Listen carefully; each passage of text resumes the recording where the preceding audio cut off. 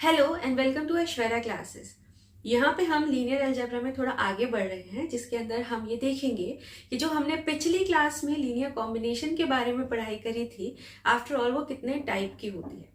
ठीक है, तो इसका मतलब ये वाली क्लास वही लोग अटेंड करें जिन्होंने पिछली क्लास अटेंड करी है, वरना थोड़ा सा गड़बड़ हो जाएगा कंसेप्ट। ठीक है, ओके। तो हम यहाँ पे एक लीनियर कॉम्बिनेशन का थोड़ा सा और वास्ट कंसेप्ट समझने वाले हैं। ठीक है, तो उसके लिए हमें क्या करना पड़ेगा, जो हमने पिछली क्लास में बहुत सारे वेक्टर स्पेसेस देखे थे, उसमें से कोई एक वेक्टर स्पेस हम सेलेक्ट कर लेंगे और फिर उसका एक सब स्पेस ले लेंगे। तो हम ओवरऑल जनरली बात करते हैं। ठीक है, तो यहाँ पे हमने V over F vector space over a field, ठीक है, यहाँ पे ये कंसिडर करा और हमने W उसका सब स्पेस कंसिडर करा।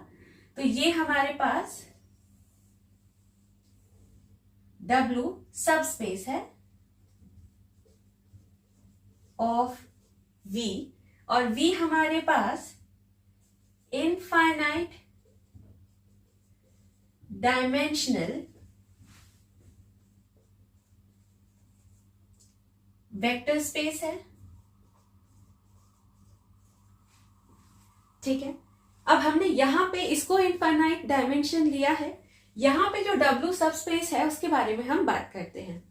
अब ये W infinite dimension vector space का सब स्पेस है, तो ये W हमारे पास या तो फाइनाइट हो सकता है या फिर इनफाइनाइट हो सकता है।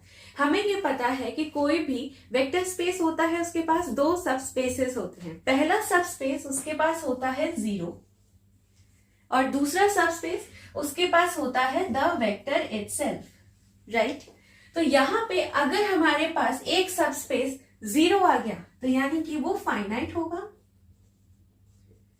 और अगर हमारे पास एक सब स्पेस द वेक्टर इटसेल्फ आ गया तो वो इनफाइनाइट होगा।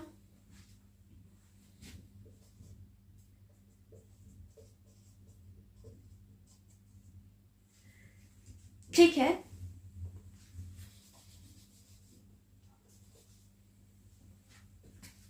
तो फाइनाइट में हमारे पास 0 हो सकता है। अब यहां पे एक और बात देखनी है कि या तो 0 हो या फिर 0 ना हो, यानी कि हमारे पास 0 हो सकता है तो डेफिनेटली फाइनाइट है, लेकिन अगर 0 ना हुआ तो भी तो हमारे पास फाइनाइट और इनफाइनाइट में आ सकता है।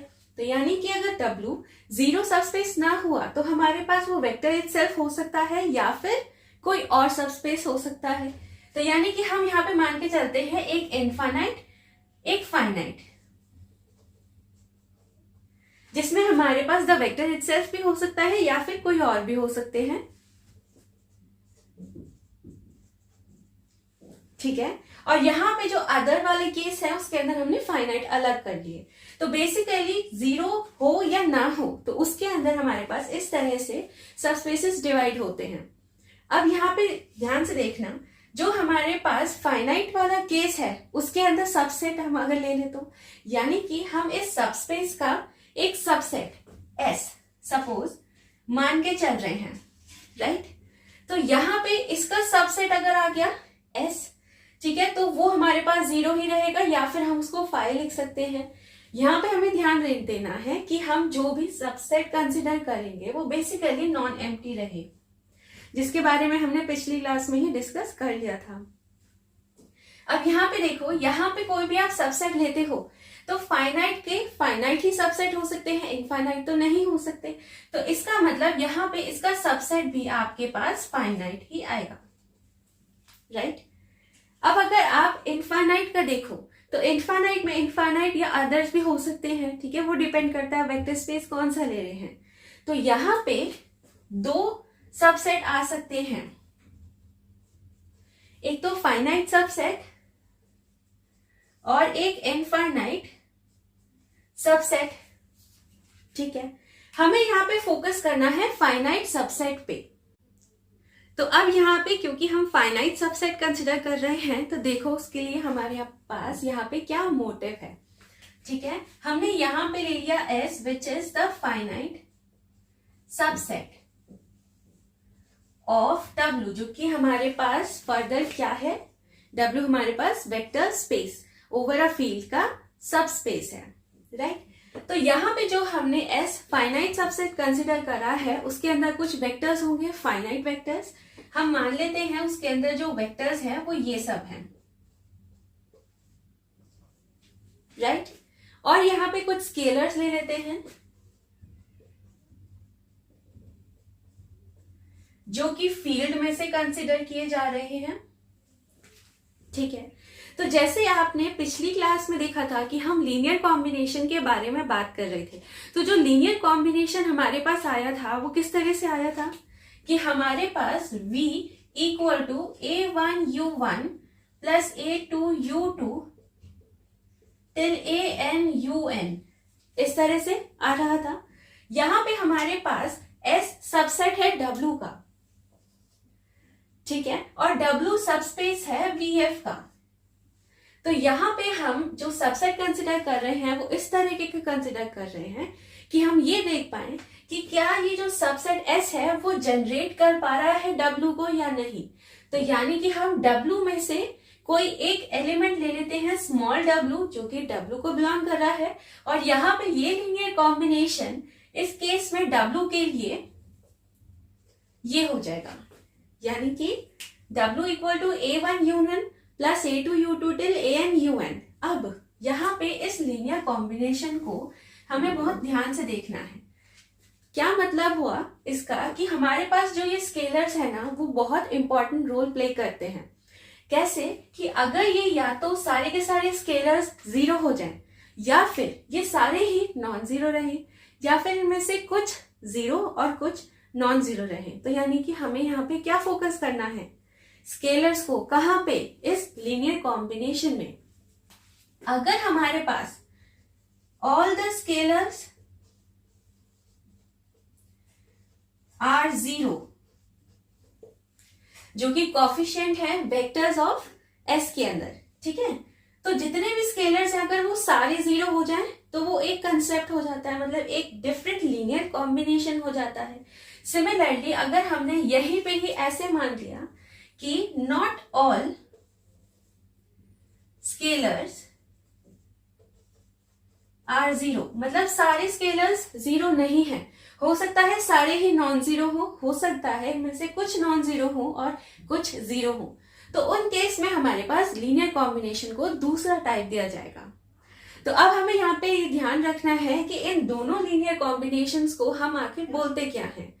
तो जब सारे स्केलर्स हमारे पास जीरो आ जाए और लीनियर कॉम्बिनेशन ये रहे तो हम उसको बोलते हैं लीनियरली इंडिपेंडेंट, और अगर हमारे पास सारे स्केलर जीरो ना हो तब हम उसको बोलते हैं लीनियरली डिपेंडेंट।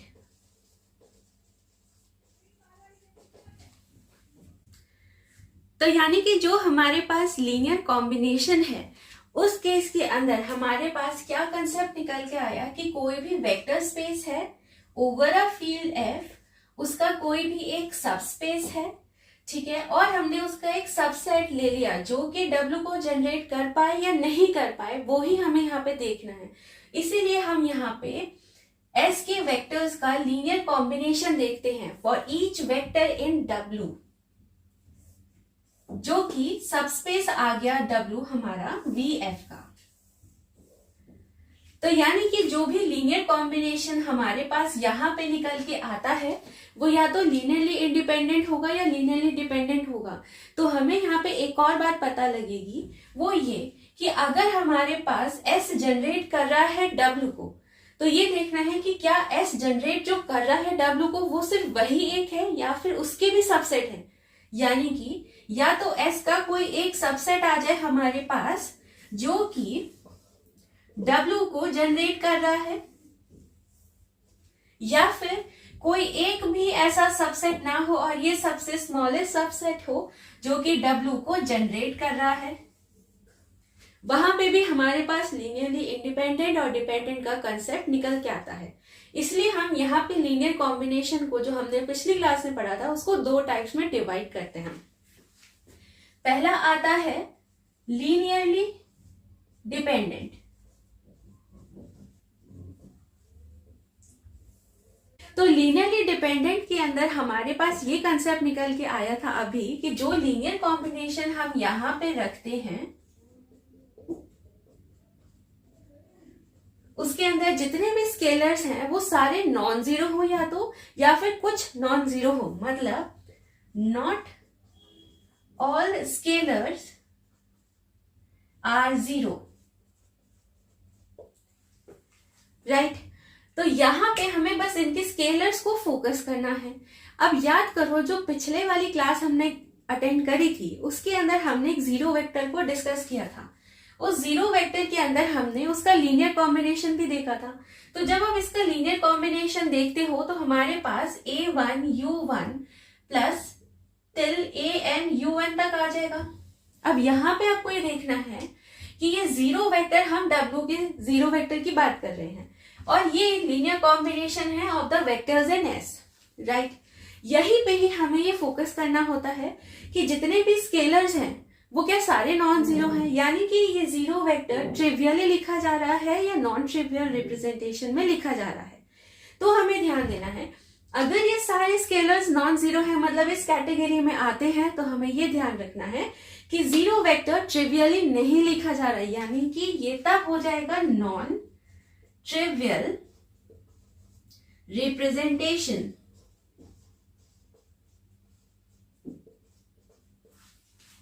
ठीक है, तो यानी कि अगर हम कोई भी एक लीनियर कॉम्बिनेशन लेते हैं तो उसके अंदर हमें जीरो वेक्टर अगर पता चल जाए कि वो कैसे लिखा जा रहा है तो हम वहां से भी ये बता सकते हैं कि हमारे पास लीनियरली डिपेंडेंट है या लीनियरली इंडिपेंडेंट। तो यहां वाले केस में ये लीनियरली डिपेंडेंट आएगा, यानी कि अगर हमारे पास कोई भी एक ऐसा वेक्टर का कंसेप्ट आ जाए जिसके अंदर जीरो वेक्टर इन्वॉल्व हो तो वो ऑलवेज हमारे पास लीनियरली डिपेंडेंट ही आएगा। अगर हमारे पास जीरो बिलोंग ना करे सेट में या फिर zero vector zero of u1 till zero of u1 लिखा जाए, यानी कि सारे स्केलर्स हमारे पास जीरो हो तो यानी कि वो लीनियरली इंडिपेंडेंट का कंसेप्ट होगा। लीनियरली इंडिपेंडेंट के अंदर हमारे पास जीरो वेक्टर नहीं होता और हमें यहाँ पे ये भी ध्यान रखना है कि जो सबसेट हम कंसिडर कर रहे हैं वो नॉन एम्प्टी रहे। चलो अब यहाँ पे थोड़े से और एग्जांपल्स कर लेते हैं। सबसे पहले तो कि क्या हो अगर हम यहाँ पे फाई ले लेते यानी कि एम्प्टी सेट कंसिडर कर लेते, तो हमने यहाँ पे एम्प्टी सेट कंसिडर किया होता तो क्या होता, लीनियरली इंडिपेंडेंट होता या डिपेंडेंट होता। देखो हम मानते हैं कि ये वेक्टर स्पेस नहीं है, सब स्पेस नहीं है, बट यहाँ पे हम इसके लीनियर कॉम्बिनेशन के बारे में एक बार क्वेश्चन जरूर करेंगे। तो आप ध्यान से देखो यहाँ पे जो फाई है हमें पता है इसके पास एक जीरो एलिमेंट नहीं होता जिसकी वजह से ये वेक्टर स्पेस और सब स्पेस नहीं होता। यहाँ पे जीरो अगर बिलोंग नहीं कर रहा तो मतलब क्या हो सकता है इसका, अगर जीरो बिलोंग कर रहा होता उससे समझेंगे, यानी कि अगर जीरो बिलोंग करता फाई को तो वो लीनियरली डिपेंडेंट होता, क्योंकि हमने बात करी थी कि लीनियरली डिपेंडेंट वाली केस में ही हमारे पास जीरो वेक्टर इन्वॉल्व होता है, मतलब zero vector is present in the set. लेकिन अगर जीरो वेक्टर प्रेजेंट नहीं है सेट के अंदर, जिसमें हम एस की बात कर रहे हैं, जो एस सब सेट था ना उसकी, तो अगर उस सेट में प्रेजेंट नहीं है जीरो तो हम उसको लीनियरली इंडिपेंडेंट बोलते हैं। क्योंकि ये जीरो बिलोंग नहीं कर रहा तो क्लियरली ये जो फाई होता है वो लीनियरली इंडिपेंडेंट होता है। इसमें आपको ये बात ध्यान रखनी है कि हम अगर इसको लीनियरली इंडिपेंडेंट कह रहे हैं तो सिर्फ इसलिए कह रहे हैं क्योंकि ये लीनियरली डिपेंडेंट नहीं है। किसी को अगर हमें लीनियरली इंडिपेंडेंट बताना होता है तो पहले हम ये देखेंगे कि वो लीनियरली डिपेंडेंट क्यों नहीं है, तभी वो लीनियरली इंडिपेंडेंट होगा। तो यहाँ पे ये फाई हमारे पास लीनियरली इंडिपेंडेंट होगा। अगर हम यहाँ पे एक ही एलिमेंट का सेट कंसिडर कर लिए, फॉर एग्जाम्पल हमने यहाँ पे U कंसिडर कर लिया, ये एक ही सेट है जिसके अंदर हमने एक ही एलिमेंट कंसिडर करा है, तो वो जो एलिमेंट है उसके बारे में हम क्या कह सकते हैं, क्या वो लीनियरली इंडिपेंडेंट होगा या डिपेंडेंट होगा। तो देखो हम यहाँ पे ये देख लेते हैं कि पहली बात तो ये जीरो हो सकता है, तो अगर ये U इक्वल टू जीरो हो तो ये डेफिनेटली लीनियरली डिपेंडेंट होगा। लेकिन क्या पता ये हमारे पास जीरो ना हो। तो अगर ये हमारे पास जीरो नहीं है तो इसका मतलब ये कोई ना कोई दूसरा एलिमेंट हो सकता है। वहां पे भी हम ये मान लेते हैं कि अगर ये जीरो नहीं है, क्या पता तभी भी लीनियरली डिपेंडेंट आ जाए। तो यानी कि लेट अस सपोज कि हमारे पास u अभी भी लीनियरली डिपेंडेंट है, ठीक है। तो अकॉर्डिंग टू द डेफिनेशन इसका लीनियर कॉम्बिनेशन कैसे लिखा जाएगा? u इक्वल टू, हम इसको जीरो ट्रिवियल रिप्रेजेंटेशन या नॉन ट्रिवियल रिप्रेजेंटेशन में देखेंगे। तो इसका मतलब हम यहाँ पे a1 u1 के लिए ये u इक्वल टू जीरो, यानी कि जितना भी लीनियर कॉम्बिनेशन हमें डिपेंडेंट में देखना है उसके लिए हम ये राइट साइड में जो हम w वेक्टर ले रहे थे उसको जीरो कंसिडर करेंगे, ठीक है। तो यानी कि ये केस आ गया। तो इस केस में अगर ये लीनियरली डिपेंडेंट है तो इसका मतलब है कि जो a1 है वो नॉट इक्वल टू जीरो हुआ। ओके, अब ये u को कंसिडर करो। इस u को हम ऐसे भी लिख सकते हैं, यहाँ पे जितनी भी प्रॉपर्टीज है वो हमने डिस्कस करी हुई है, ठीक है। तो अगर हम u equal to 1 times u लग सकते हैं, तो क्योंकि इनवर्स एग्जिस्ट कर रहा है तो इसका मतलब हम यहाँ पे ये वाले एलिमेंट को लेके a1 a inverse u consider कर सकते हैं, जिसमें हम इसको ब्रैकेट में रखेंगे। फिर हम फर्दर देख सकते हैं, या तो आप इसको ऐसे लिख सकते हो या फिर a1 इनवर्स u ऐसे कंसिडर कर सकते हो। हमारे पास a1 u है तो हम a1 u को एक साइड रखेंगे, तो यानी कि ये वाली साइड हम कंसिडर करेंगे जहां पे a1 इनवर्स बाहर रहेगा और a1 u ऐसे आ जाएगा, ठीक है, बाय एसोसिएटिविटी। तो हमारे पास a1 u की वैल्यू जीरो है, तो ये हमारे पास a1 इनवर्स जीरो ऐसे आ जाएगा। तो यानी कि u हमारे पास क्या आ गया? बेसिकली देखा जाए तो ये हमारे पास जीरो माना जाएगा। तो क्योंकि ये u हमारे पास, इसका मतलब जीरो आ गया, जो कि गलत है क्योंकि हमने तो नॉन जीरो माना था। अगर जीरो मान रहे थे तो लीनियरली डिपेंडेंट था, लेकिन नॉन जीरो में हमारे पास ये कॉन्ट्रडिक्शन आ गया। इसका मतलब जो हमने लीनियरली डिपेंडेंट कंसिडर करा था वो लीनियरली डिपेंडेंट है नहीं, वो क्या है? Linearly independent. इसका मतलब अगर ये जीरो हुआ तो ही लीनियरली डिपेंडेंट होगा, लेकिन अगर ये नॉन जीरो है तो ये जो सिंगल एलिमेंट का सेट यानी कि सिंगलटन सेट है ये हमारे पास लीनियरली इंडिपेंडेंट ही आएगा, ठीक है।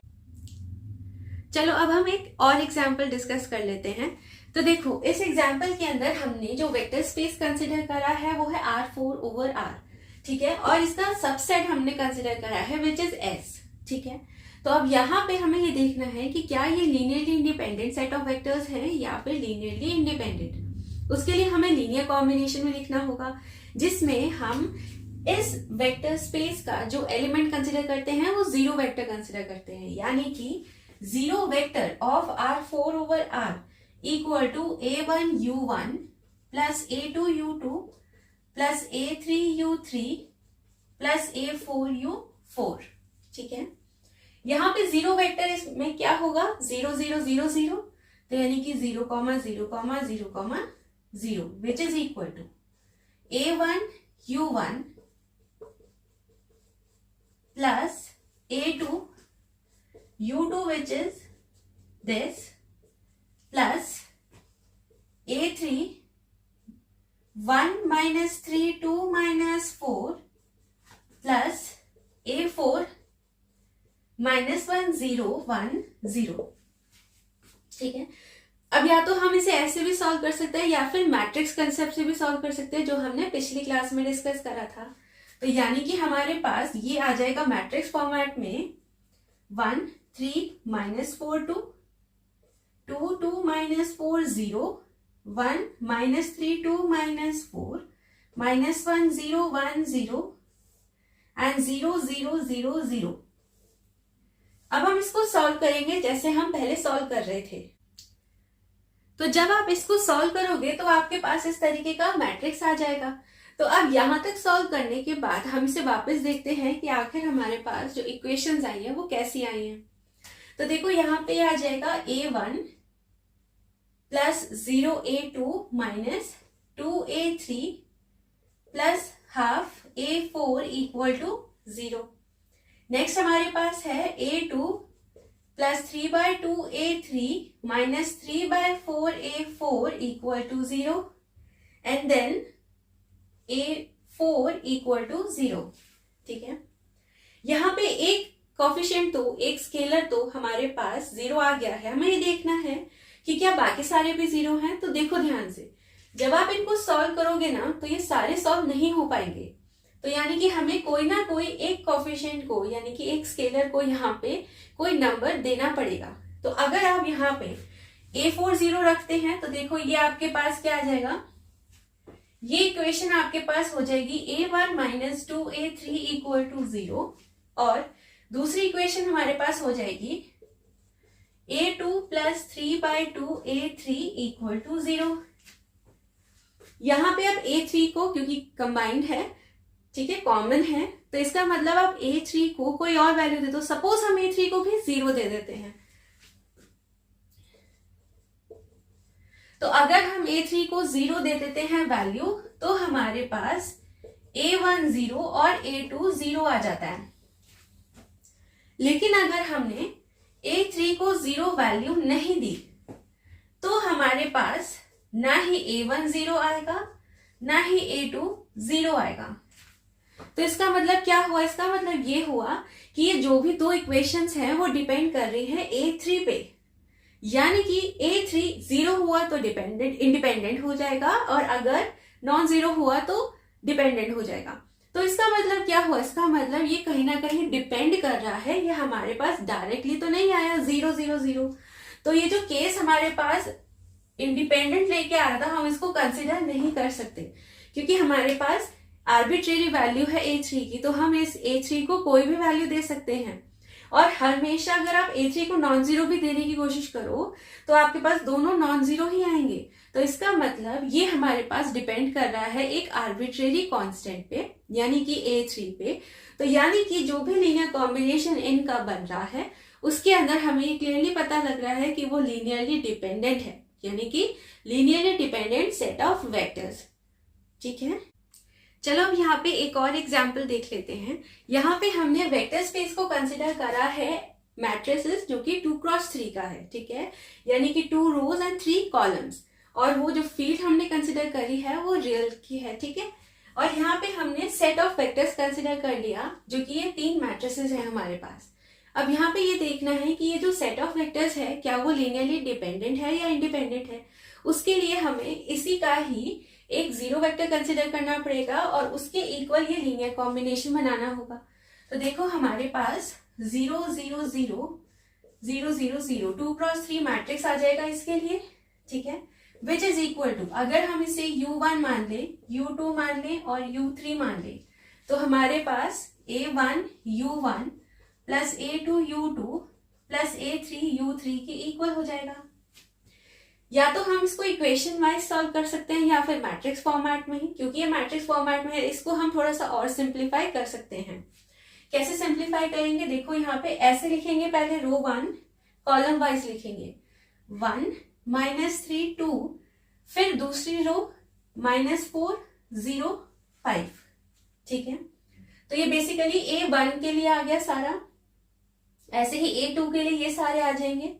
ठीक है, -3 7 4 6 -2 -7, नेक्स्ट -2 3 11 -1 -3 2, और यहाँ पे ये 0 एलिमेंट 0 0 0 0 0 0।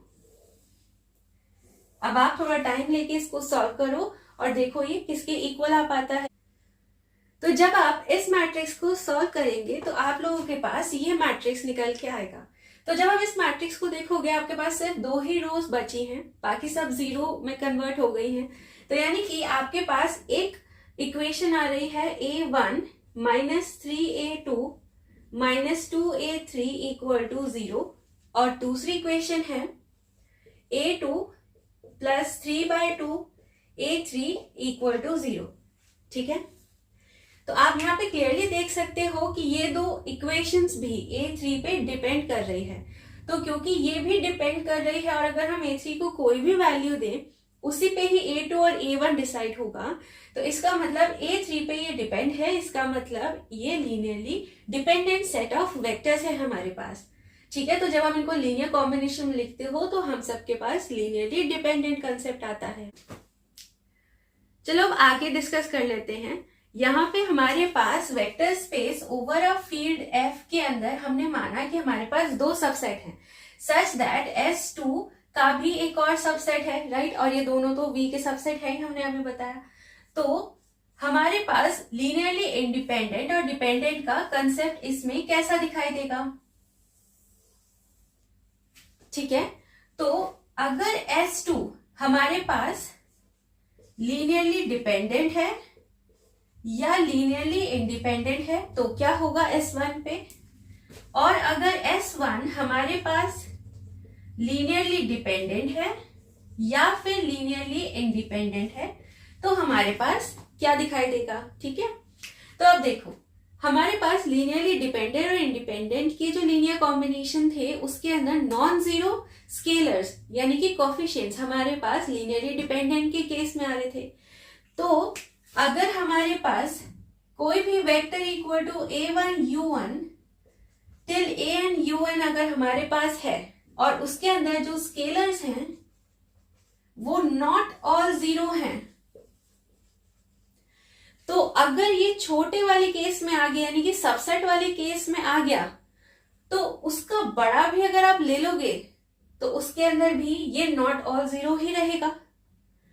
ठीक है, तो यानी कि अगर हमारे पास S1 लीनियरली डिपेंडेंट आ गया यानी कि उसमें नॉट ऑल जीरो आ गया तो उसके बड़े वाले में भी तो नॉट ऑल जीरो ही रहेगा। तो यहाँ पे जो हम केस डिस्कस करते हैं वो ये कहते हैं कि अगर S हमारे पास लीनियरली डिपेंडेंट है यानी कि S1 हमारे पास लीनियरली डिपेंडेंट है तो दिस इंप्लाइज कि S2 भी लीनियरली डिपेंडेंट ही होगा। और अगर हमने ये कहा कि S2 लीनियरली इंडिपेंडेंट है इसका मतलब क्या हुआ, इसका मतलब कि हमने जब भी A1 U1 till AN UN के अंदर हमने लीनियर कॉम्बिनेशन को देखा तो हमें ये पता लगा कि सारे जितने भी AIs हैं वो हमारे पास जो स्केलर को बिलोंग कर रहे हैं वो इक्वल टू जीरो आ गए यानी कि ट्रिवियल रिप्रेजेंटेशन। ठीक है, और जीरो वेक्टर आएगा इसके अंदर। तो यहाँ पे आपके पास क्योंकि सारे स्केलर जीरो हैं बड़े वाले में तो उसके छोटे वाले पार्ट में भी तो सारे स्केलर जीरो ही रहेंगे। ठीक है, इसलिए हम कहते हैं कि अगर S2 के अंदर हमारे पास लीनियरली इंडिपेंडेंट आ गया तो इसका मतलब S1 भी लीनियरली इंडिपेंडेंट ही होगा। और बाकी के ये जो दो केसेस हैं वो मे और मे नॉट पे डिपेंड करते हैं, मतलब हो भी सकता है कि S2 लीनियरली डिपेंडेंट है तो S1 हमारे पास लीनियरली डिपेंडेंट आ जाए, ये भी हो सकता है कि वो इंडिपेंडेंट आ जाए। सिमिलरली हम यहाँ पे भी वही बात बोलेंगे कि ये भी मे और मे नॉट केस है। ओके, ठीक है, अब हम आगे डिस्कस करते हैं। तो हमारे पास V ओवर F एक vector space over a field है। हमने क्या काम करा कि हमने इसका एक सबसेट ले लिया और ये जो सबसेट है ये हमने ऐसा लिया जो कि है लीनियरली इंडिपेंडेंट यानी कि इसमें जो लीनियर कॉम्बिनेशन होगा वो एक यूनिक रिप्रेजेंटेशन फॉर्म करेगा। ओके, अब यहाँ पे हमने एक और काम किया कि हमने एक V वेक्टर कंसिडर करा वेक्टर स्पेस में से जो कि वेक्टर स्पेस में है क्योंकि हमने उसी में से लिया है लेकिन वो S में नहीं है। ध्यान से देखो, S लीनियरली इंडिपेंडेंट है, V उसके अंदर है ही नहीं, लेकिन अगर हम V और S के वेक्टर्स का यूनियन कर दें तो जो हमारे पास सेट फॉर्म होगा वो लीनियरली डिपेंडेंट होगा। ठीक है, क्यों डिपेंडेंट होगा, क्योंकि हमें पता है कि जो हमने S कंसिडर करा है वो लीनियरली इंडिपेंडेंट है तो उसके अंदर कोई और अगर वेक्टर इंक्लूड हो जाता है तो वो हमेशा लीनियरली डिपेंडेंट ही फॉर्म करेगा क्योंकि ये लीनियर इंडिपेंडेंट जो हमारे पास कॉम्बिनेशन आया है वो सिर्फ यूनिक रिप्रेजेंटेशन करता है उसके बाहर कोई भी वेक्टर इंक्लूड हो जाता है तो वहीं पे ही लीनियरली इंडिपेंडेंस वाला कंसेप्ट उसका खत्म हो जाता है और फिर वो लीनियरली डिपेंडेंट में आ जाता है। तो आपको समझ में आया होगा कि ये फिर लीनियरली डिपेंडेंट हो जाएगा। ठीक है, इसका सबसे अच्छा एग्जाम्पल हम यहाँ पे देख सकते हैं। यहाँ पे हमारे पास एस एक कंसेप्ट है वेक्टर्स का। ठीक है, तो इस वेक्टर्स के अंदर हमने जितने भी वेक्टर्स कंसिडर करे वो एक साथ लीनियर कॉम्बिनेशन बना रहे हैं यूनिक, यानी कि लीनियरली इंडिपेंडेंट है। और हमने वीएफ में से कोई एक वेक्टर कंसिडर करा, सपोज हमने लिया 1 1 0 0। अब हमें यहाँ पे ये देखना है कि क्या ये जो आपके पास एक वेक्टर जो वी में है बट एस में नहीं है, जहां पे ये एस आप ध्यान से देखना वो लीनियरली इंडिपेंडेंट आएगा। मतलब अगर आप यहाँ पे इसे मैट्रिक्स फॉर्मेट में लिखोगे तो आपके पास आएगा 1 0 0 -1 0 1 0 -1 0 0 1 -1 0 0 0 1। ठीक है, तो जब आप इसको सॉल्व करोगे तो लीनियरली इंडिपेंडेंट मतलब ये आपको ऐसे दिखेगा 1 0 0 0 0 1 0 0 0 0 1 0 एंड ठीक है, ये आपको ऐसे दिखाई देगा। तो यानी कि वो लीनियरली इंडिपेंडेंट आएगा। लेकिन जैसे ही आपने इस वाले वेक्टर को इसके अंदर इंक्लूड कर दिया, यानी कि उनका यूनियन ले लिया, वहीं पे ही ये एस लीनियरली डिपेंडेंट में कन्वर्ट हो जाएगा। ठीक है, अब यहाँ पे हम एक नोट डिस्कस कर लेते हैं। वो नोट क्या है कि जो अभी हमने एक वेक्टर कंसिडर करा था ओवर एफ सच दैट कि एस हमारे पास लीनियरली इंडिपेंडेंट आया था और वी एस को बिलोंग नहीं करता बट वी वेक्टर स्पेस को बिलोंग कर रहा है, तो हमारे पास V union S linearly dependent आया था, जहां पे ये एस लीनियरली इंडिपेंडेंट है। तो इसका मतलब क्या होता है?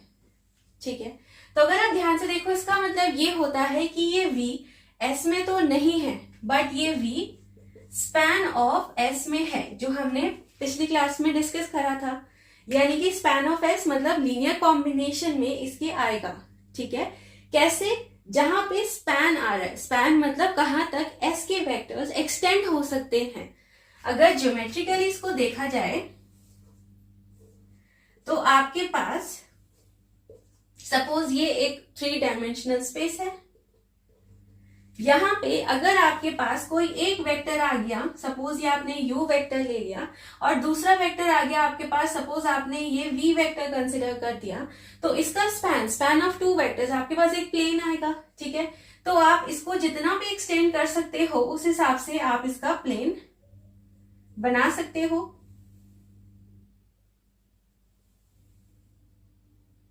ठीक है, तो ये आपके पास प्लेन आ गया।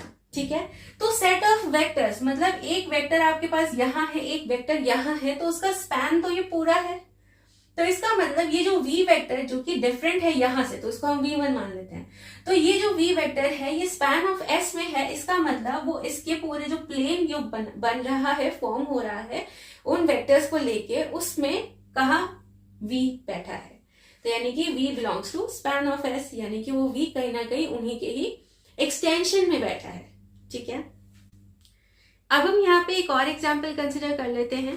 तो देखो इस एग्जाम्पल के अंदर हमारे पास ये सेट ऑफ वेक्टर्स है, हमें देखना है कि लीनियरली इंडिपेंडेंट है या डिपेंडेंट है। उसके लिए देखो हमने जो वेक्टर स्पेस कंसिडर करा है वो है एफ क्यू एफ, यानी कि ये फील्ड पे डिपेंड करता है कि आप जो भी फील्ड लोगे ना उस पर डिपेंड करेगा कि जो सेट ऑफ वेक्टर्स है वो इंडिपेंडेंट है या डिपेंडेंट है। तो यानी कि देखो अगर आपने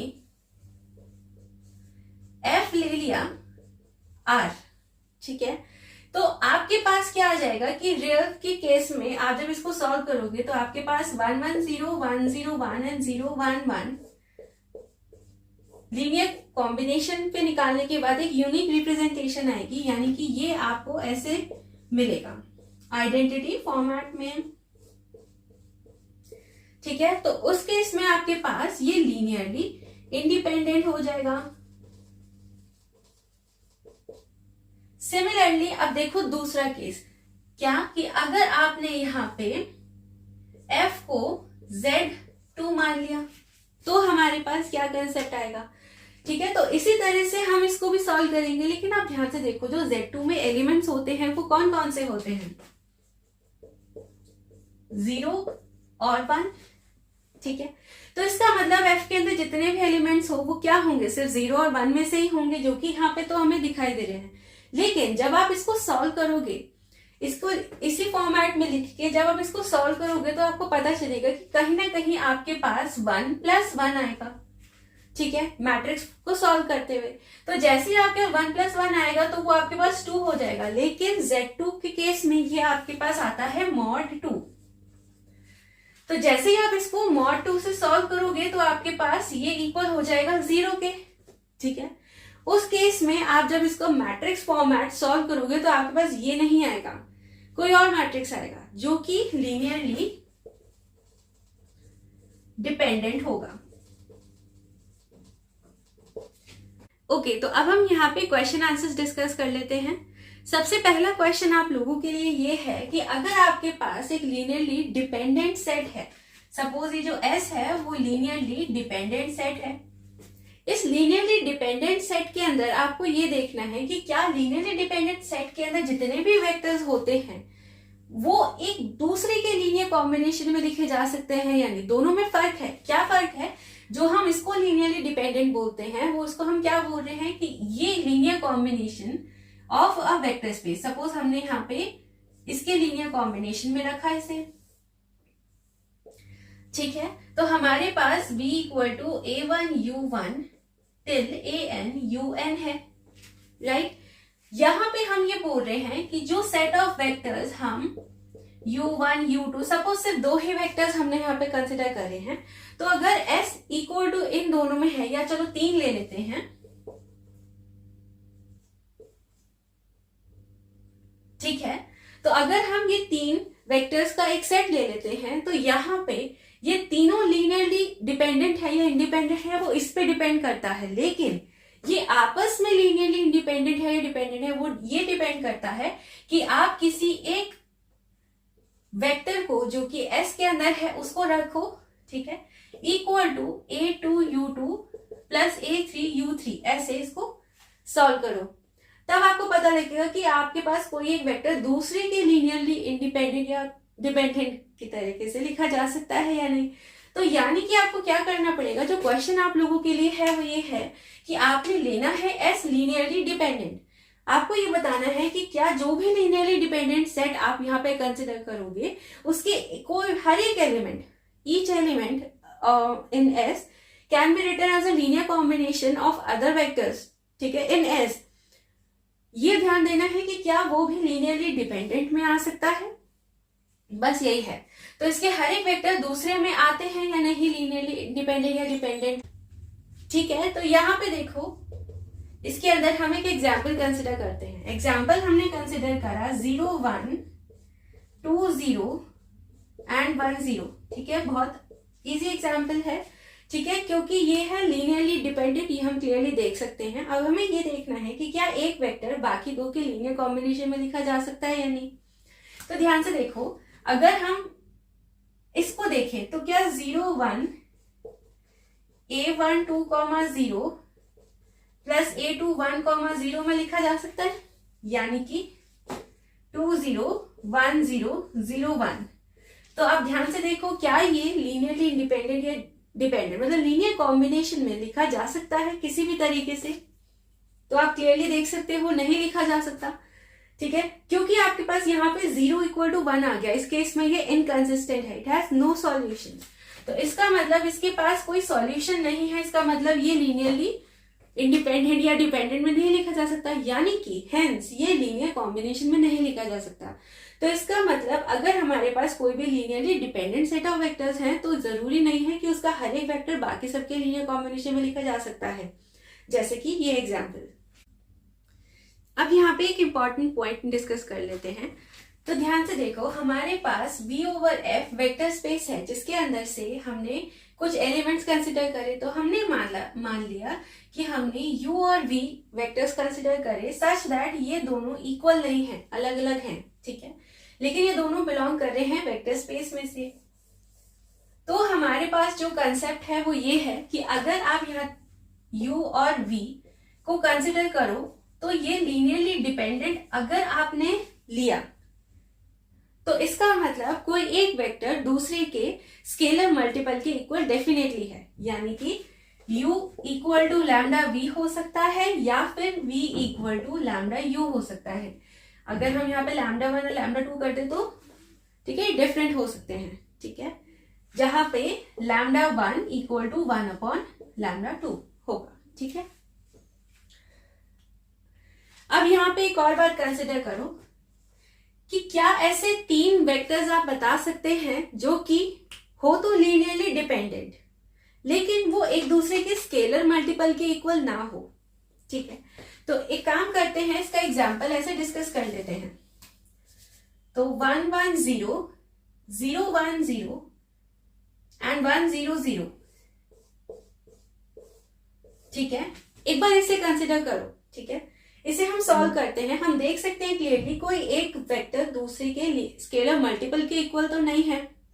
तो क्योंकि स्केलर के मल्टीपल के इक्वल नहीं है तो हम अब इसको चेक करते हैं कि क्या ये लीनियरली डिपेंडेंट आ रहा है या इंडिपेंडेंट। तो देखो ये R2 can be written as R2 minus R1, ठीक है। R2 हमारे पास हो गया 1 1 0 0 माइनस 1 0 1 0, ठीक है। तो ये हमारे पास ऐसे आ जाएगा R2, ठीक है। तो हम इसको लिख सकते हैं 1 0 1 0 0 1 माइनस 1 0 और ये 0 0 0 0, ठीक है। ये पहला आ गया। अब दूसरा देखो यहाँ पे, ठीक है। तो जब आप इसको सॉल्व करोगे तो आपको क्लियरली पता है कि ये वाली जो कॉलम है आप उसको 0 पुट कर दोगे, मतलब 0 तक कन्वर्ट कर दोगे, ठीक है। तो ये अप्रोक्सीमेटली आपके पास 1 0 0 0 1 0 0 0 0 आ जाएगा,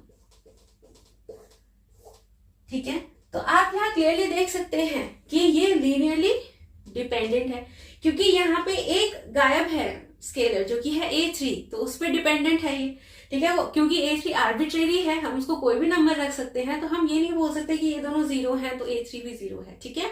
A3 आपके पास आर्बिट्रेरी है, राइट। तो हमारे पास सेट ऑफ वेक्टर्स हैं ये 3, जहां पे हम ये कह सकते हैं कि ये आ तो रहा है लीनियरली डिपेंडेंट पर ये एक दूसरे के लीनियर स्केलर मल्टीपल के इक्वल नहीं है। अब हम नेक्स्ट डिस्कस करते हैं। तो ध्यान से देखो, यहाँ पे अगर हमारे पास 2 वेक्टर्स हैं, सेट ऑफ वेक्टर्स जो कि लीनियरली इंडिपेंडेंट है, ठीक है। तो हम ये कह सकते हैं कि अगर ये लीनियरली इंडिपेंडेंट है तो इसका मतलब u plus v and u minus v भी लीनियरली इंडिपेंडेंट होगा, ठीक है। इसका एक एग्जाम्पल डिस्कस कर लेते हैं। जैसे हमारे पास सेट ऑफ वेक्टर्स आ गया 1 0 0 1, ये लीनियरली इंडिपेंडेंट है। तो इसका मतलब अगर हम इनको पहले ऐड कर दें, यानी कि 1 1 और दूसरा अगर हम इनको माइनस कर दें यानी कि 1 माइनस 1, तो हमारे पास ये आएगा कि ये हमारे पास लीनियरली इंडिपेंडेंट है। ऐसे ही अगर हमारे पास suppose u v and w 3 vectors आते हैं और हम ये कहते हैं कि ये तीनों वेक्टर्स मिलके लीनियरली इंडिपेंडेंट बना रहे हैं अपने आप को, तो इसका मतलब u plus v plus w and u plus w भी हमारे पास लीनियरली इंडिपेंडेंट ही होगा। फॉर एग्जाम्पल अगर हमने सेट ऑफ वेक्टर्स लिया 1 0 0 0 1 0 एंड 0 0 1, तो इसका मतलब पहले इन दोनों को ऐड करेंगे तो 1 1 0, फिर इन दोनों को ऐड करेंगे 0 1 1, फिर इसे और इसे ऐड करेंगे, दैट मीन्स 1 0 1। तो ये हमारे पास लीनियरली इंडिपेंडेंट ही आएगा। चलो अब एक और पॉइंट डिस्कस कर लेते हैं। तो ध्यान से देखो, अगर हमारे पास मैट्रिसेस का एक सेट आ जाए, यानी कि हमने वेक्टर स्पेस लिया M n cross and F में से, ठीक है, और हमने यहाँ पे एक सबसेट कंसिडर कर लिया, ठीक है, और वो सबसेट सपोज हमारे पास A1 A2 टिल AN आ रहा है, और हमने कहा कि ये लीनियरली इंडिपेंडेंट है। तो इसका मतलब ये होगा कि अगर हम इनका ट्रांसपोज कंसिडर करें तो वो भी हमारे पास लीनियरली इंडिपेंडेंट ही आएगा। यानी कि इसका एग्जाम्पल देख लो। अगर ये एग्जाम्पल आप देख रहे हो तो आपको पता लगेगा ये आपके पास है 2x2 मैट्रिक्स में से, ठीक है। और जब आपने ये 2x2 मैट्रिक्स में से एक सेट कंसिडर करा तो आपको ये पता है कि जब आप इसको सॉल्व करोगे तो आपको ये लीनियरली इंडिपेंडेंट ही मिलेगा। तो जब ये लीनियरली इंडिपेंडेंट ही आएगा तो इसका ट्रांसपोज विच इज 1 -2 -1 4 एंड -1 1 2 -4, ये भी इसका मतलब हमारे पास लीनियरली इंडिपेंडेंट ही आएगा। एक और पॉइंट देखो, अगर यहां पे हमारे पास S equal to U1, U2 till UN है और वेक्टर स्पेस हमारे पास V ओवर F है, और हमने कहा कि ये जो भी हमने सेट ऑफ वेक्टर कंसिडर करे हैं वो हमारे पास लीनियरली डिपेंडेंट है, ठीक है। तो इसका मतलब ये हुआ कि या तो इसके अंदर कोई एक वेक्टर 0 है, आइदर U1 इक्वल टू 0 या कोई और वेक्टर इक्वल टू 0, या फिर UK प्लस 1 बिलोंग कर रहा है span of U1 U2 till UK, जहां पे ये K 1 से लेकर n के स्मॉलर नंबर तक होगा, ठीक है। तो ये हमारे पास दो कंसेप्ट निकल के आते हैं अगर हमारे पास एक set of vectors linearly dependent है तो। अब नेक्स्ट टॉपिक हमारे पास है मैक्सिमल लीनियरली इंडिपेंडेंट सबसेट, जिसके अंदर हम ये देखेंगे कि फर्स्ट ऑफ ऑल ये मैक्सिमल वर्ड का क्या मतलब होता है। तो अब देखो, सपोज हमारे पास एक फैमिली है, ठीक है, ये हमारे पास एक कोई घर है, ठीक है। इसके अंदर हमने बोला फैमिली मेंबर्स रहते हैं, ठीक है। ये पूरी फैमिली है जिसको हमने कर्ल एफ से रिप्रेजेंट करा है और यहाँ पे फैमिलीज रहती हैं, ठीक है। तो हमने ये मान के चला कि अगर इस फैमिली में हम नोटिस करें तो कोई एक हमें ऐसा जरूर मिलेगा जो सबसे बड़ा होगा, ठीक है। तो जो सबसे बड़ा होगा वो इसका मतलब द बिगेस्ट ऑफ ऑल होगा। मतलब ये अगर हम मान के चलें तो वो सबसे बड़ा ओल्ड एज का माना जाएगा अगर देखा जाए तो वो जो सबसे बड़ा है ना उसको आपको नोटिस करना है। जैसे कि सपोज ये आप देख सकते हैं इस पूरी फैमिली में सबसे बड़ा है, तो इसका मतलब ये हमारे पास यहाँ पे मैक्सिमल कहलाएगा, ठीक है। ऐसे ही हम देखो एक मैथमेटिक्स में इसको कैसे देखते हैं कि हमारे पास सपोज ए और बी सेट ऑफ वेक्टर्स हैं, यहां पे हमने फैमिली बोल दिया power sets of A and B, ठीक है। यानी कि इसके जितने भी सबसेट बन सकते हैं उन सबको एक जगह लिखना है, ठीक है। तो अब यहाँ पे हम लिख लेते हैं या तो फाई आएगा इसके पावर सेट में, या फिर ए, या फिर बी, या फिर ए बी। इसका क्या मतलब हुआ, यानी कि पूरा का पूरा एज इट इज आ गया, ठीक है। तो इसके पावर सेट की फैमिली में इसका मैक्सिमल एलिमेंट कौन सा होगा, क्योंकि आप क्लियरली देख सकते हो कि सबसे बड़ा कौन सा है ये, ठीक है। तो यानी कि ये होगा।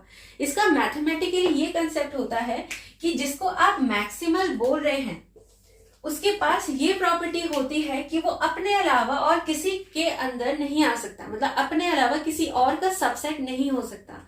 इसका मतलब अगर हम मैक्सिमल मान के चल रहे हैं m, तो m उस फैमिली में क्योंकि होगा, लेकिन वो अपने अलावा और किसी और का सबसेट नहीं होना चाहिए, ठीक है। तो यानी कि अगर वो सबसेट होगा तो वो खुद का ही होगा, यानी कि वो होगा इक्वल ही, ठीक है। अब यहाँ पे देखो नेक्स्ट एग्जाम्पल में हम लेट करते हैं कि हमारे पास s और t दो एलिमेंट्स हैं, लेकिन हमने जो फैमिली बनाई वो इनके पावर सेट के यूनियन है, यानी कि p of s union p of t। यानी कि इसमें कौन कौन से एलिमेंट्स आ जाएंगे, फाई s और यहाँ पे फाई और इसका एलिमेंट विच इज t, ठीक है। तो यहाँ पे सबसे बड़ा कौन है, तो अब देखो यहाँ पे सबसे बड़े दो एलिमेंट्स दिख रहे हैं, एक तो S और एक T, यानी कि ये अपने अलावा और किसी का भी सबसेट नहीं बनेगा और T भी अपने अलावा किसी का सबसेट नहीं बनेगा। तो इसका मतलब इस केस में आपके पास दो मैक्सिमल है, यानी कि यहां पे इसके मैक्सिमल हो गए S एंड T।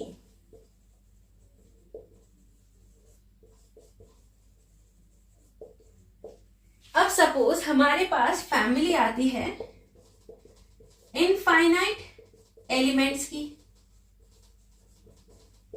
ठीक है, तो उस केस के अंदर हमारे पास मैक्सिमल एलिमेंट क्या आएगा?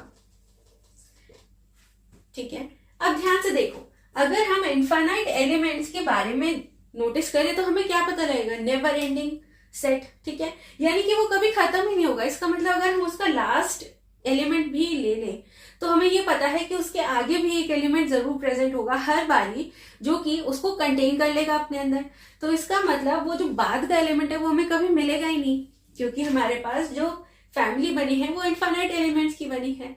इसका मतलब इसका मैक्सिमल एलिमेंट कोई भी नहीं होगा, ठीक है। So it has no maximal elements. Next हमारे पास टॉपिक आता है चेन या फिर नेस्ट या फिर टावर, ठीक है। तो बेसिकली यहाँ पे क्या होता है हमारे पास कि हमारे पास एक सेट है सपोज कंसिस्टिंग ऑफ 2 एलिमेंट्स, तो इसको हम चेन सिर्फ तभी कह सकते हैं अगर हमारे पास या तो A सबसेट हो B का या फिर B सबसेट हो A का, यानी कि चेन के अंदर हमेशा ऐसे एलिमेंट्स होते हैं जो कि एक दूसरे के सबसेट ही होते हैं, ठीक है। अगर इसको और अच्छे से समझना है तो सपोज हमने यहाँ पे एक Mn सबसे बड़ा एलिमेंट कंसिडर करा, फिर उससे छोटा हमें पता है Mn-1, यानी कि वो इतना पोर्शन कवर कर रहा है। ऐसे ही करते करते हम M2 देख लेंगे, M2 इसके अंदर है और M1 इसके भी अंदर है, और ये सारे elements M1, M2 till Mn, इन सब एलिमेंट्स को हमने एक सेट में बना दिया तो वो पूरा का पूरा हमारे पास चेन बन गया। So that is chain. चलो कंसेप्ट को आगे पढ़ते हैं। अब हम डिस्कस करते हैं मैक्सिमल प्रिंसिपल। तो बेसिकली ये मैक्सिमल प्रिंसिपल का क्या कंसेप्ट होता है, उसके लिए हमें एक फैमिली ऑफ सेट चाहिए होता है, उसमें से हम एक सबसेट ले लेते हैं। वो सबसेट इस तरीके का होगा सच दैट वो होगा एक चेन, ठीक है, यानी कि उसके जितने भी एलिमेंट्स होंगे वो एक दूसरे के सबसेट आते रहेंगे। अब हमने फैमिली ऑफ सेट में से एक एलिमेंट निकाला, सपोज हमने एक Mn एलिमेंट निकाला जो कि सबसे बड़ा है फैमिली ऑफ सेट में, लेकिन इसका एक और प्रॉपर्टी है, और वो ये प्रॉपर्टी है कि ये मैक्सिमल होने के लिए एक और कंसेप्ट को क्लैरिफाई होना चाहिए। वो क्या कंसेप्ट है कि ये सबसे बड़ा एलिमेंट अगर इसमें है तो इसका मतलब ये चेन के सारे एलिमेंट्स को अपने अंदर कंटेन करेगा, ठीक है। यानी कि अगर इस चेन में एलिमेंट्स हैं A और B such that A is a subset of B या फिर B is a subset of A, तो फैमिली ऑफ सेट में से एक एलिमेंट ऐसा होगा जो कि इसके सारे एलिमेंट को कंटेन करेगा, यानी कि A is a subset of Mn and B is a subset of Mn, ठीक है। तो इसका मतलब तब जाके हम बोल सकते हैं कि ये एलिमेंट इस फैमिली ऑफ सेट में मैक्सिमल एलिमेंट होगा, that is the maximal principle. अब यहाँ पे हम मैक्सिमल के बारे में तो बहुत कुछ जान चुके हैं। अब देखो मैक्सिमल लीनियरली इंडिपेंडेंट सबसेट का क्या मतलब है, तो देखो उसके लिए हम एक वेक्टर स्पेस कंसिडर कर लेते हैं, ठीक है, ओवर F। अब इस वेक्टर स्पेस में से हमने एक सबसेट लिया, सपोज S हमने एक सबसेट ले लिया। अब हमें ये ध्यान रखना है कि इस सबसेट में एक और सबसेट है, हमने मान लिया कि वो सबसेट है B, ठीक है। तो इस B के अंदर कुछ क्वालिटीज होंगी, ठीक है। इस B के अंदर क्या क्वालिटीज होंगी सच दैट हम उस B को बोलेंगे मैक्सिमल लीनियरली इंडिपेंडेंट सबसेट। तो एक तो बहुत अच्छे से हम सब देख सकते हैं कि वो लीनियरली इंडिपेंडेंट होगा, यानी कि ये खुद लीनियरली इंडिपेंडेंट होगा, ठीक है। दूसरा कि ये one and the only linearly independent subset होगा, यानी कि इसके अलावा भी अगर लीनियरली इंडिपेंडेंट है तो इसमें से ये यूनिक है, और इसकी यूनिकनेस का मोटिव ये है कि ये सबसे बड़ा लीनियरली इंडिपेंडेंट सबसेट होगा। यानी कि लीनियरली इंडिपेंडेंट तो है, लेकिन ये one and the only maximal linearly independent subset होगा, ठीक है। इसलिए हम यहाँ पे मैक्सिमल लीनियरली इंडिपेंडेंट सबसेट पढ़ते हैं, क्योंकि वो एक और सिर्फ इकलौता सबसे बड़ा लीनियरली इंडिपेंडेंट सबसेट होता है। जैसे यहाँ पे ये B है। अब उसके लिए एक एग्जाम्पल देख लेते हैं। देखो, हमने एक वेक्टर स्पेस कंसिडर करा P3R का, यानी कि 3 डिग्री का पॉलिनोमियल, ठीक है। अब यहाँ पे उसमें से हमने एक वेक्टर कंसिडर करा जो हमने पहले भी कंसिडर कर रखा था और उसको सॉल्व भी किया हुआ है, ठीक है। तो हम देख सकते हैं कि हमने ये सबसेट लिया, ठीक है, और इस सबसेट के लीनियर कॉम्बिनेशन में इसको रखा। तो यानी कि हमारे पास पिछले वाले वीडियो में आप देखना, वहां पे हमने देखा था कि ये इन दोनों के लीनियर कॉम्बिनेशन में लिखा जा रहा था। मोर ओवर वो लीनियरली इंडिपेंडेंट था क्योंकि उसका यूनिक रिप्रेजेंटेशन आ रहा था। यहाँ पे इसका यूनिक रिप्रेजेंटेशन आने के बाद इसका मैक्सिमल लीनियरली इंडिपेंडेंट सबसेट हमारे पास ये होगा। सबसे इंपॉर्टेंट बात कि जो मैक्सिमल लीनियरली इंडिपेंडेंट सबसेट की हम बात कर रहे हैं वो यूनिक नहीं होता। तो इसका मतलब इस केस के अंदर भी हमारे पास ये इकलौता लीनियरली इंडिपेंडेंट मैक्सिमल फॉर्म में नहीं है सबसेट। तो यानी कि इसके और भी लीनियरली इंडिपेंडेंट सबसेट होंगे, वो भी मैक्सिमल होंगे। जैसे कि एक तो ये है, दूसरा हमारे पास ये इसके साथ लिखा जाए तो वो दूसरा लीनियरली इंडिपेंडेंट मैक्सिमल सबसेट बन सकता है।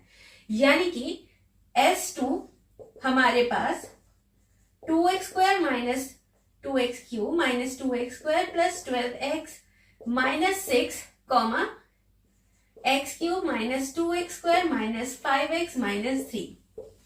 तो ये जो S2 है ये भी हमारे पास मैक्सिमल लीनियरली इंडिपेंडेंट सबसेट होगा। ऐसे ही आप S3 भी बना सकते हैं, जहां पे आप इसको इस वेक्टर के साथ लिख के एक सेट बना सकते हैं, तो वो भी मैक्सिमल लीनियरली इंडिपेंडेंट सबसेट होगा।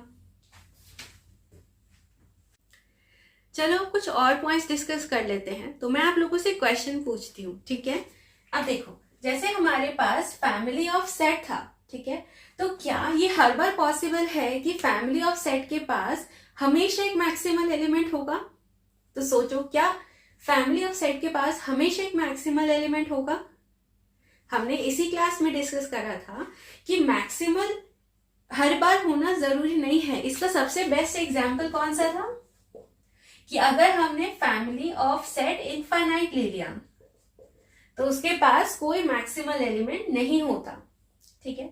ऐसे ही अगर हम चेन ले लें, चेन यानी कि subset of the family of set, तो अगर हम कोई चेन ले लेते हैं तो क्या उसके अंदर भी मैक्सिमल एलिमेंट हमेशा आएगा? तो देखो, पॉसिबल नहीं है। क्या पता हमने इनफाइनाइट में से इनफाइनाइट ही निकाला हो और वो चेन इनफाइनाइट की हो, तो हमें ये नहीं पता कि वो एंड कहाँ हो रहा है, तो हमें ये नहीं पता कि उसका सबसे बड़ा एलिमेंट कौन सा आएगा, ठीक है। तो ये भी जरूरी नहीं है कि हर एक चेन के पास मैक्सिमल एलिमेंट हो, ठीक है। अब देखो, क्या अगर फैमिली ऑफ सेट के पास एक मैक्सिमल एलिमेंट है जो कि है m, तो क्या ये पॉसिबल है कि अगर इसके पास मैक्सिमल एलिमेंट है तो वो एक यूनिक मैक्सिमल एलिमेंट होगा? यानी कि क्या ये यूनिक होगा मैक्सिमल एलिमेंट? हमने इसी क्लास में करा कि ये मैक्सिमल एलिमेंट फैमिली के अंदर यूनिक नहीं होता हर बार। जैसे कि हमने इसका ये एग्जाम्पल किया था, S और T हमने कंसिडर करा था और हमने फैमिली कंसिडर करा था power set of S union power set of T, तो वहां पे मैक्सिमल एलिमेंट यूनिक नहीं आ रहा था, ठीक है। अच्छा, अब देखो चेन के बारे में। क्या चेन के अंदर अगर हमने कोई मैक्सिमल एलिमेंट लिया तो क्या वो यूनिक होगा? तो देखो, सिर्फ इसी केस में ये करेक्ट है।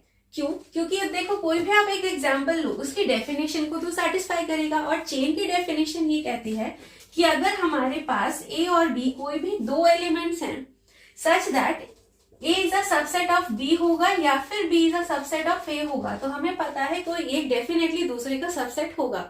तो यानी कि अगर हमने कोई एक एलिमेंट यहाँ पे मैक्सिमल माना तो इसका मतलब बाकी सारे एलिमेंट्स उसके सबसेट ही होंगे, तभी तो वो चेन होगा।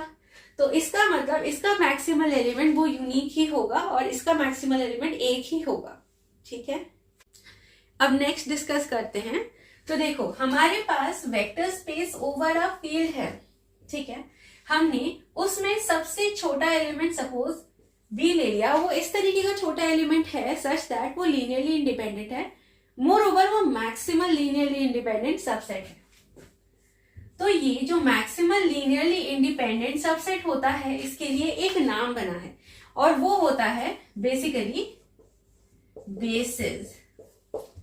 ठीक है, तो यानी कि जो मैक्सिमल लीनियरली इंडिपेंडेंट सबसेट है वो बेसिस की तरह ही वर्क करता है, तो उसको बेसिस की तरह ही रिलेट करते हैं। ये टॉपिक बहुत इंपॉर्टेंट है जो हम नेक्स्ट क्लास में डिस्कस करेंगे। ठीक है, तो आप सब लाइक करते रहिए, शेयर करते रहिए, सब्सक्राइब करते रहिए इस चैनल को, सच दैट आपको बाकी की अपडेट्स मिलती रहे। All the best.